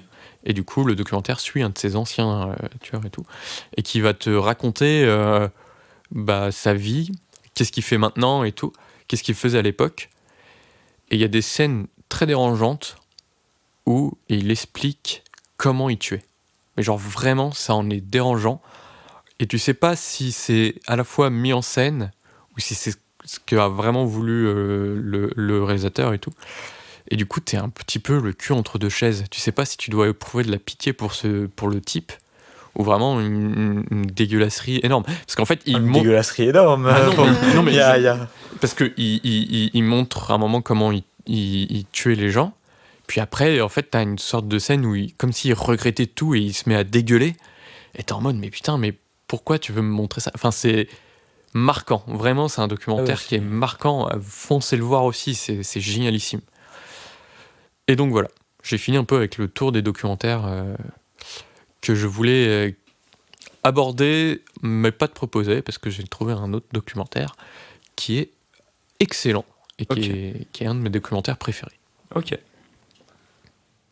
Est-ce que quelqu'un déjà veut réagir à un film, enfin surtout Pauline, j'imagine, à un film que non, il a dit beaucoup de choses que je connaissais pas, donc ça m'intéresse beaucoup. Ok. Et j'ai hâte de la liste Letterboxd pour pouvoir tous les retrouver. Eh oui, c'est vrai. Tu peux aller, j'enchaîne, si ouais. Alors moi, il y a un documentaire que j'aurais adoré proposer, mais en fait, il n'est pas sorti officiellement. Je l'ai vu en festival. Juste nous, en fait. Et non, mais du coup, je voulais quand même en parler. On ne sait jamais s'il sort prochainement, comme ça, vous l'aurez peut-être en tête. Ça s'appelle Le Silencieux Rivage. Les réalisateurs s'appellent Timothée Corteggiani et Nathalie Giraud. Et en fait, c'est sur les parents d'une jeune fille qui s'est suicidée suite à un problème sentimental. Et en fait, le père est un célèbre auteur de fantasy qui s'appelle Pierre Dubois. Et ils vivent dans une très grande maison, hyper belle, avec un grand jardin, etc. Et en fait, le sujet a l'air hyper plombant quand je dis ça comme ça. Non. Mais c'est tourné d'une manière super belle. Parce qu'en fait, tu vois, du coup, le père est auteur de fantasy et ils vont avoir tendance les deux parents, à beaucoup interpréter ce qui les entoure, à voir des choses en mode l'esprit de leur fille vit dans la maison, dans les objets, dans la nature, etc. Et c'est un peu relié à ce qu'il fait lui, parce qu'il va créer des choses imaginées à partir de ce qu'il voit dans la nature, etc. Et le documentaire est vraiment hyper beau. C'est un peu une thérapie. Bah oui, en vrai. Je l'ai vu au festival cinéma et psychiatrie, donc voilà. Et vraiment, c'est très très beau. Ça dure 36 minutes, donc c'est pas très long. Et en plus de ça, l'image est vraiment belle. Enfin, leur maison, elle est incroyable. C'est vraiment une grande baraque à la campagne où du coup, ça regorge d'objets. T'as l'impression que tu vas découvrir un nouveau truc dans chaque pièce. Donc voilà, je voulais le citer, c'est un très beau docu et je crois qu'il est en train de faire un peu le tour des festivals. Mais si vous le voyez passer un jour, eh bien, n'hésitez pas. Ensuite, j'aurais pu proposer un film qui s'appelle The Endless Summer, qui est sur des mecs qui font du surf et ça fait vibrer. Et du coup, je trouve ça cool. Mais après, il y a vraiment une bonne vibe, mais le truc dure 1h30 et c'est un peu long pour juste des mecs qui font du surf. Ouais. Mais c'est très beau, tu vois, t'as des belles images, c'est sympa, enfin bon, voilà. Je n'aurais pas fait l'affront à Deka de proposer un Chris Marker, donc je vais passer sur ça. Un quoi? J'aurais pu proposer un film de Depardon, qui est un réalisateur de documentaires français très connu. C'est vrai qu'on l'a pas cité. Ouais. Et qui a notamment tourné plusieurs documentaires sur le milieu psychiatrique, dont un qui s'appelle Urgence, qui se passe aux urgences psychiatriques d'un hôpital parisien. Et c'est très intéressant. Et Depardon, il est assez cru dans ce qu'il filme. Ouais. Mais j'avais envie d'un truc plus léger, tu vois, que me dire la meuf qui parle tout le temps de psy et de suicide et de malade, là, bon, ça va. Après, j'ai pensé à Qui à part nous de Jonas Trueba, parce que j'ai gagné avec un Trueba une fois, tu vois, alors pourquoi pas. Qui est justement dans ces films qui sont un peu à la limite du documentaire, de la fiction, on sait pas trop, parce qu'en gros, il a suivi des jeunes pendant plusieurs années, et en fait, tu sais jamais trop... dans le film, il les recrute, il les caste pour les faire jouer dans un film, justement. Mais tu vois, tout le processus de casting, etc., ils les retrouvent, ils font des discussions ensemble. Après, il y a le Covid, donc bon, voilà. Mais le film dure 4 heures. Il y a des entr'actes et tout, tellement c'est long. Donc, RRR. Donc bon, voilà. Après, j'aurais pu aussi proposer Comiti d'Amore de Pasolini. En français, c'est... J'ai perdu le nom en français. Oui, je viens de le perdre aussi. Un nom étrange. Truc de la sexualité, non ? Enquête sur la sexualité, bien vu. Ouais, pas de souci. J'ai aussi écrit un article dessus si vous voulez aller voir. Où en fait, c'est Pasolini qui va dans les villes italiennes, dans les rues italiennes, et qui interroge les gens sur, en gros, leur rapport à la sexualité avec des questions plus ou moins intrusives. Parfois, c'est juste en mode qu'est-ce que vous pensez des homosexuels ? Et tu sais, t'as les gens qui répondent genre oh, c'est dégueulasse, alors que lui, il est homosexuel, tu vois, donc c'est un peu drôle. Il le fait de manière très décalée, genre en mode ils rentrent dans leur jeu et ils disent ah ouais, vous êtes d'accord, genre on est d'accord, comment ils font et tout. Et en fait, à travers cette excuse de parler de la sexualité, c'est un peu une enquête sociale et un constat sur les classes sociales, en fait, où tu te rends compte que les réactions des bourgeois vont pas du tout être les mêmes que les réactions des prolos. Il va volontairement aller parfois dans des villes ultra pauvres et voilà, parler aux gens qui sont en train de traîner sur la plage, mais pas en mode vacances, tu vois, plutôt en mode chômage. Et après, il va aller interroger des bourgeoises dans un club de tennis, tu vois. Et tu vas voir la différence de réponse. Et c'est hyper intéressant. C'est tourné dans les années 60. C'est encore un peu post-guerre. Enfin, l'Italie a un peu du mal à se reconstruire, etc. J'ai cité Adolescente tout à l'heure, que j'aime beaucoup, que je recommande. Mais en fait, j'avais envie de découvrir moi aussi des films pour cet épisode. Et du coup, j'ai préféré choisir un film que j'ai découvert pour l'occasion qu'un film que j'avais déjà vu. Voilà. Oui, ça en fait du film. Ouais, ça en fait beaucoup. À mon tour ? Bah ouais, écoute, il reste que toi. Ok, je vais faire en 4 points. Déjà, il y a pas mal de documentaires de la nouvelle vague que je n'ai pas choisi. Nuit et brouillard d'Alain Resnais, qui est un banger absolu. Enfin, c'est peut-être pas le mot pour parler de Nuit et brouillard, finalement. Je me suis rendu compte après, parce que Nuit et brouillard parle de la Shoah, quoi. Ouais. Oui, donc, bon, mais c'est... Et de la collaboration française avec des images qui n'avaient jamais été montrées avant. Mais voilà, je vous conseille de le voir, il est sur Mubi. Il dure 15 ou 30 minutes, 20 minutes une vingtaine de minutes. Ouais, une vingtaine de minutes. Ouais, c'est pas long. Alors, ça ressemble beaucoup dans l'aspect, dans le propos de certaine manière, au début d'Hiroshima, mon amour, quand il parle de la bombe nucléaire, etc. Et vu que tu as détesté, je me suis dit, on va pas prendre ça. Mais tu devrais quand même le regarder parce que c'est un grand film en vrai. Et important, un film important en plus. Après, il y a des Varda. J'ai pas choisi Les plages d'Agnès, qui est un film un peu autobiographique, enfin un documentaire un peu autobiographique, pardon, où Varda parle d'elle, de sa vie, et Agnès Varda, c'est toujours cool de la suivre, quoi. Là, à ce moment de ce film, c'est une petite vieille que t'as envie de prendre dans tes bras. J'ai jamais vu quelqu'un qui vieillit aussi bien qu'Agnès Varda.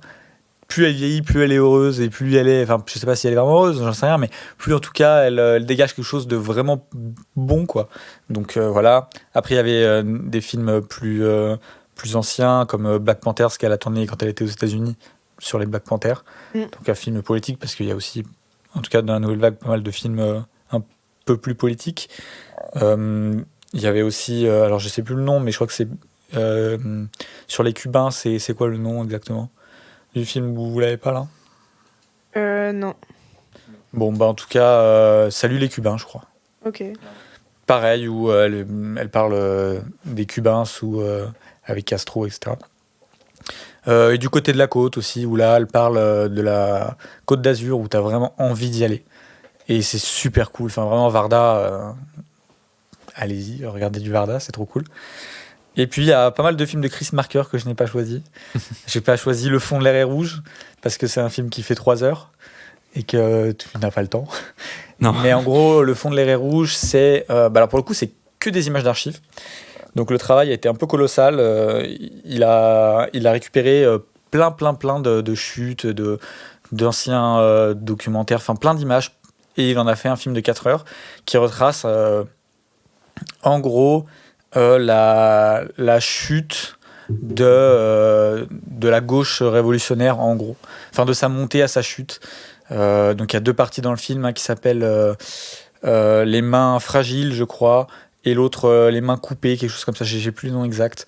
Mais donc il parle comment se crée un peu cet imaginaire révolutionnaire et comment il va être... c'est très pessimiste sur la fin, il fait un peu le deuil du socialisme, tout ça. Donc comment le capitalisme et les bourgeois vont réussir à réprimer tout ça. Et donc c'est un film qui est très long, mais qui est vraiment, je trouve c'est un chef-d'œuvre, tu vois. Mais c'est que des images d'archives, donc encore une fois, c'est assez spécial. Et c'est 3 heures, quoi. Ouais, la version... Enfin, il y a plusieurs versions d'une de 4 heures, mais il a été refait sur une version de 3 heures. Non, mais la version définitive fait 3 heures. Oh, ouais. Mais oui, mais je crois que le film est trouvable partout, hein, vous pouvez le trouver sur Dailymotion. Après, ça, c'est le truc avec Chris Marker, c'est que vous pouvez trouver ces films un peu partout. C'est quelqu'un qui a beaucoup travaillé en collectif et qui était pas très... capitaliste, on va dire, et c'est aussi le cas avec ses films où il a vraiment une volonté d'un cinéma anticapitaliste, et donc je pense qu'il est bien content que ses films circulent et que voilà quoi. Donc ils sont en général assez trouvables. Il y a Lettres de Sibérie, pareil, quand il s'est rendu en Sibérie, il parle un peu du régime soviétique là-bas, c'est super intéressant.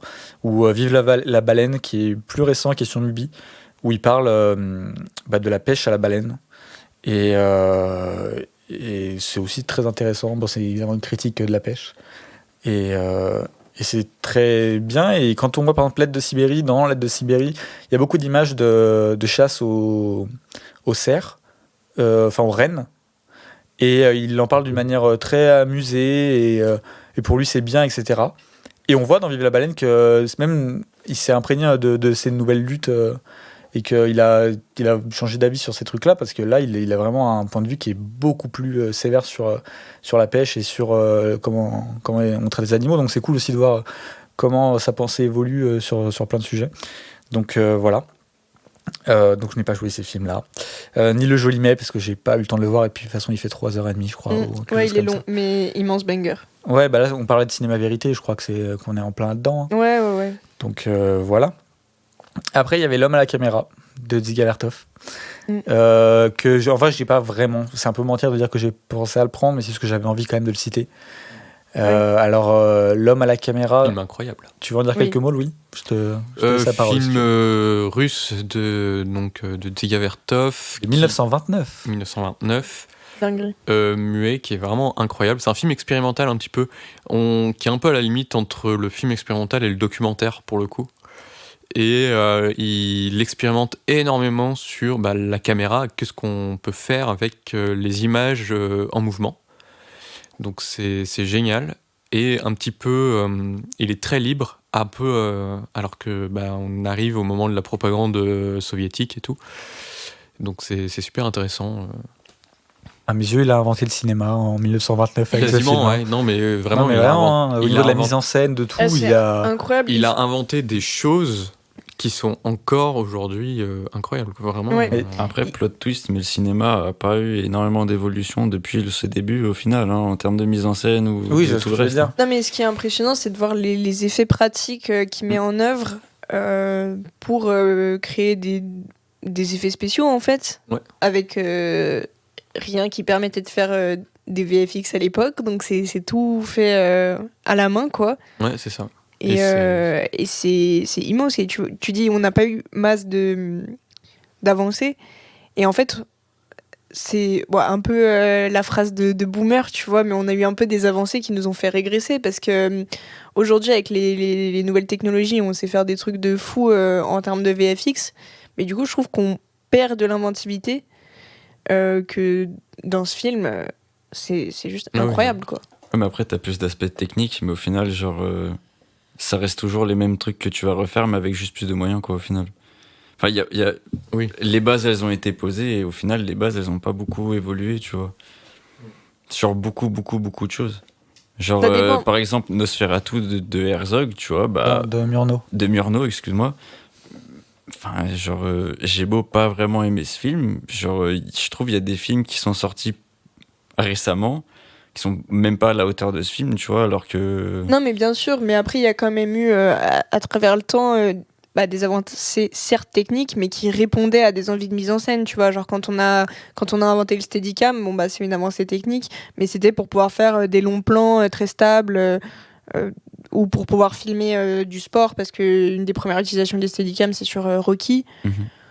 Donc, ça répond quand même à des besoins de mise en scène qui sont arrivés en plus avec le temps, en se disant qu'est-ce qu'on peut faire en plus, qu'est-ce qu'on peut inventer en plus pour faire ça. Donc je vois ce que tu veux dire, mais je trouve quand même qu'il y a eu des évolutions importantes. Mais techniques, du coup. Pas en termes de narration ou en termes de montage. Narration, peut-être pas, mais techniques qui répondent à des envies artistiques, donc qui permettent l'avancée artistique via la technique, tu vois. Ouais, je vois ce que tu veux dire. C'est un long débat. Oui, pardon de t'avoir coupé. Mais l'homme à la caméra a tout inventé, quoi. Vraiment, c'est impressionnant. Ouais, et du coup, quand je le regardais, je savais pas que c'était un film muet, et puis au bout d'un moment, je me dis, d'accord, et puis là, je me dis, attends, 1929 1929 Non, c'est une dinguerie, et même la qualité d'image, j'imagine que ça a été bien remis à jour, mais c'est et puis même le contexte dans lequel il l'a fait est assez intéressant en plus, parce que c'est au moment où les films de propagande soviétique ont déjà commencé à se faire, et lui, en fait, il est très libre d'un coup. Et c'est super intéressant aussi à le regarder avec le contexte soviétique de l'époque, c'est vraiment chouette. Ok. Bon, après, j'ai hésité à prendre Flea de Jonas Power Rasmussen, mais on en a déjà parlé pas mal de fois. D'ailleurs, je crois qu'on en parle dans l'épisode d'animation. Oui, je l'ai vu depuis. Ah, t'en diras quelques mots, mais juste je finis de dire quand est-ce qu'on en parle. Dans l'épisode d'animation et 2022, je crois aussi qu'on en parle en 2022. Oui. Donc, bonne chance pour savoir à quel moment on en parle, mais on en parle dedans. On en parle et tout, et je l'ai vu depuis. Et j'ai beaucoup aimé. J'ai vraiment, c'est un film magnifique, vraiment très très beau et tout, qui t'apprend beaucoup de choses. Et la musique est géniale, la BO est superbe. Bon, il y a du Daft Punk dedans, donc forcément que je vais aimer, quoi. Et l'animation est chouette, c'est vraiment cool et tout. Et c'est un très beau documentaire, très touchant. J'ai eu une petite larme à l'œil à la fin quand même. Oui, c'est touchant de ouf. Hein. Ouais, non, très très bon. Et il est disponible en ce moment gratuitement sur Arte, en version française, mais qui est vraiment très très bonne, la version française. Tu disais que c'était avec la voix de Ken Kojandi ? Ouais, c'est ça, Ken Kojandi qui fait la voix. Ouais. Ok. Et donc, mon dernier point, c'était un peu tout ce qui touche au volcan, parce que j'aime beaucoup les volcans. Il faut savoir que je suis du genre à regarder des vidéos satisfaisantes sur mon... Enfin, je crois que j'ai déjà dit en plus. Oui, tu l'as déjà dit. Je l'ai déjà dit, mais pendant des heures sur mon écran. Et j'avoue que tout ce qui touche au volcan, la lave, même si c'est pas des volcans, mais tout ce qui est forge, etc., j'adore. Hein, dès que c'est chaud, que c'est rouge, ça brûle, ça me fait kiffer. Et du coup, je voulais citer Fire of Love, qui est sorti en 2022. On en parle dans l'épisode de 2022, qui est un film documentaire qui revient sur l'histoire d'amour de Katia et Maurice Kraft. Mais je t'en ai déjà parlé. Oui, j'en ai parlé dans Romance aussi. Oui. Oui, c'est dans Romance. Parce que j'ai dit que c'était une sorte de triangle amoureux entre les volcans et Maurice et Katia Kraft. Ouais, c'est vrai. D'ailleurs, Werner Herzog a fait un film aussi sur eux, qui s'appelle Requiem, je sais plus quoi. Je sais plus le nom. Il est sorti il y a pas longtemps sur Arte, non Non, celui-là il est sorti il y a un petit moment. Ah, sur Netflix, oui. Non, mais celui-là est sorti il y a un petit moment sur eux. Il est sorti il y a un petit moment. Vous pensez à Into the Inferno, qui est un autre film sur les volcans de Werner Herzog que j'ai hésité à prendre, évidemment parce que c'est génial. Mais du coup, il avait déjà fait un film sur les volcans. Enfin, il en a fait plusieurs. Il a fait La Soufrière aussi. Ouais. Mais il a fait aussi celui-là sur Maurice et Katia Kraft. Il y a beaucoup plus longtemps. Et du coup, on retrouve des images dans Fire of Love, qui était déjà utilisé dans le film Celui de Herzog. Et en même temps, Herzog a pris les images de Katia et du couple Kraft. Donc en fait, il a pris des images qui en fait, les images sont là, elles sont connues. Et donc, c'est trop cool. Les images, évidemment, sont magnifiques. Je fais un documentaire sur des volcans. Souvent, tu as les images qui sont dingos, quoi. Oui. Ouais. Donc, voilà, j'ai hésité aussi à prendre ça, mais j'ai pas pris ça. J'ai pris autre chose. Et Herzog, pas sur les volcans, mais sur la montagne, il a fait Gasherbrum, la montagne sacrée ou un truc comme ça, la montagne, je sais plus. Qui est un documentaire sur des alpinistes qui se lancent dans une ascension plein de documentaires sur la montagne. Ouais, de montagnes un peu risquées et périlleuses, et qui est trop bien aussi. Et si vous aimez tout ce qui est risqué, périlleux, aventurier, découverte du monde, Werner Herzog, penchez-vous sur lui. Que ce soit ses documentaires et ses fictions, pour le coup. Oui, c'est vraiment un aventurier. Allez-y. Et sur Fire of Love, il est disponible sur Disney+. Oui. Et je me demande s'il n'est pas nommé à l'Oscar du meilleur documentaire cette année. C'est possible. C'est très possible. Voilà. Et donc voilà. J'ai dit tout ce que j'avais à dire, je crois rien avoir oublié. Ouais, je pense bien. Et en fait, je me suis rendu compte que je regardais beaucoup moins de documentaires que ce que j'aimerais. Et il faut régler ça, quoi. Voilà. Regarde en plus. Ouais. Écoutez, si vous n'avez rien à ajouter, non. Je pense qu'on peut conclure. Ouais. Bon, alors on va conclure en vous donnant déjà nos réseaux sociaux. Si vous voulez nous retrouver, vous pouvez nous retrouver sur Twitter et Instagram @Studio7pod, mais aussi sur Letterboxd à Studio7. Mercredi sur nos réseaux, on vous demandera les films que vous aurez choisis pour le documentaire. Ces films, on en fera une liste qui sera du coup disponible sur notre Letterboxd que je viens de vous donner. Je répète, Studio7. Donc, restez à l'affût de nos réseaux pour pouvoir participer. Et même si vous voulez rajouter des films après coup, parce que du coup, on a fait ça pour tous les thèmes jusqu'à présent, mais si vous avez envie de rajouter d'autres films, d'autres thèmes avant, vous pouvez. On les rajoutera si on y pense. Et si on n'y pense pas, envoyez-nous un petit DM où vous dites rajoutez mon film dans votre liste. et puis on le fera. Ce que je peux vous dire d'autre, c'est que le podcast est affilié à l'association Super 7, que vous pouvez retrouver sur Twitter et Insta. Sur Twitter, Studio Super 7 FR, sur Insta super7.fr, sur Internet super7.fr. Et n'hésitez pas à adhérer, parce que je peux pas vous faire le résumé de tout ce qu'on fait à chaque épisode. Donc comme ça, vous recevrez notre newsletter. Qui vous tiendra au courant. Et donc adhérer, c'est 10€. Et puis ça aide. Ça nous aide bien. Twin Peaks. Toujours pas. Mettre des dingueries en perspective. Ouais. Et donc voilà, moi ce que je peux vous demander, si vous appréciez le podcast, si vous nous écoutez, vous nous suivez, que vous passez un bon moment grâce à nous, c'est de partager, que ce soit sur les réseaux ou en vrai, le podcast, le noter sur les plateformes de podcast. Et puis sur ce, moi je vous dis rendez-vous dans une semaine pour la partie 2 et avant sur les réseaux. Peut-être aussi faire le tour pour donner les réseaux de tout le monde, parce que tout le monde regarde avec des gros yeux. Et donc vas-y Frigo, tu peux commencer. Et du coup on peut me retrouver sur Twitter à @FrigoBeats avec un S parce qu'il y a plusieurs beats. Et je me suis renommé parce que mon activité musicale est enfin en marche. Du coup, si vous voyez écrit le manager de Ivory, c'est moi. Tu vas le garder ça ? Peut-être, je sais pas pendant combien de temps, mais voilà. Okay. Mais du coup, voilà. Sur Instagram, @AL_SIM, SIIM, et sur Letterboxd, @Frigo_. Et il est à jour. Oui, il était temps, il est à jour. Dingue. Si vous voulez juste voir mes notes, mais pas de review, allez-y. Sinon, allez-y quand même. J'ai complètement oublié de faire un truc au début.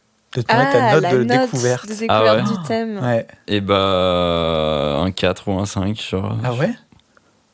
Je sais pas, t'avais l'air d'avoir quand même kiffé. Ça même. Ouais, mais ça m'a pas chauffé à. Enfin, je sais ce que c'est qu'un super-héros au final. Oui, mais après, c'est aussi.